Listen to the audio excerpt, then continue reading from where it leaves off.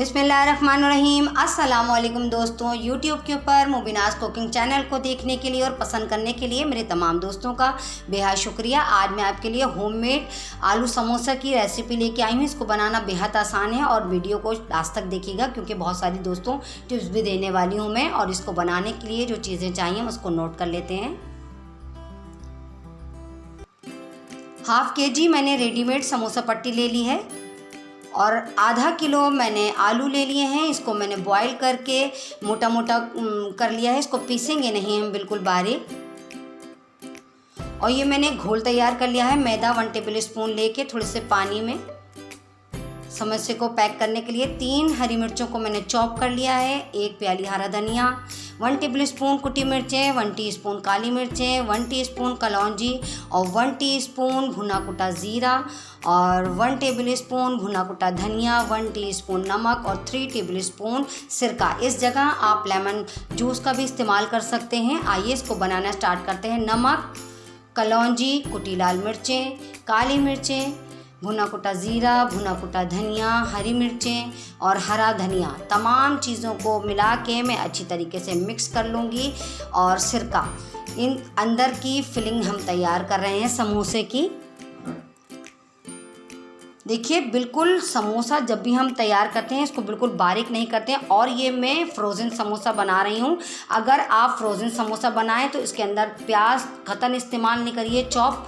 और अगर आप प्याज का इस्तेमाल कर रहे हैं तो फिर आप वो फ्रोज़न समोसा नहीं बना सकते। देखिए मैंने इसके अंदर लाइन लगा दी है जो मैंने मैदे का घोल तैयार किया था।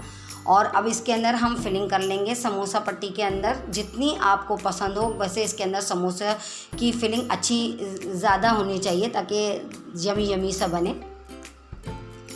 अब इस जगह हम लई लगा के देखिए मैं अच्छी तरीके से देखिए किस तरीके से मैं इसको फोल्ड करूँगी और बिल्कुल पैक कर दूँगी। अगर हम इसको सही तरीके से पैक नहीं करेंगे तो जब हम इसको फ्राई करेंगे तो इसकी फिलिंग बाहर निकल आएगी। इसी तरीके से मैं देखिए और भी तैयार कर लूँगी।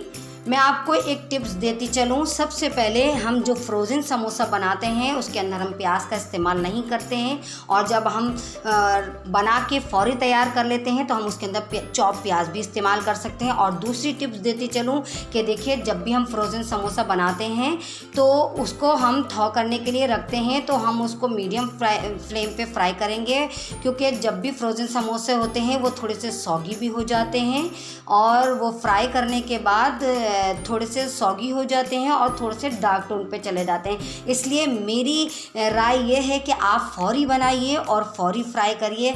मगर देखिए मैं आपको दिखाने के लिए फ्रोज़न भी बना रही हूँ और वैसे समोसे भी आपको इंशाल्लाह बना के दिखाऊंगी। मैंने ऑयल पहले से गर्म करने के लिए रख दिया था। ये मैं दूसरे दिन आपको फ्राई करके बता रही हूँ क्योंकि मैंने इसको फ्रीज़ कर दिया था आपको सिर्फ दिखाने के लिए। देखिए फ्रोज़न जो मैंने आपसे कहा कि जब हम फ्रोज़न समोसों को थॉ करके बनाते हैं तो वो थोड़े से डार्क टोन पे चले जाते हैं और थोड़े से सॉगी भी हो जाते हैं जो फ्रोज़न समोसे। मेरी राय ये है कि आप फ़ौरी बनाइए और फ़ौरी फ्राई करिए। देखिए अगर आपको मेरी टिप्स और मेरी राय पसंद आए तो मेरे चैनल को ज़रूर सब्सक्राइब करिएगा। और मेरी अगर रेसिपी भी पसंद आए तो मेरे दोस्तों चैनल को सब्सक्राइब करना मत भूलिएगा।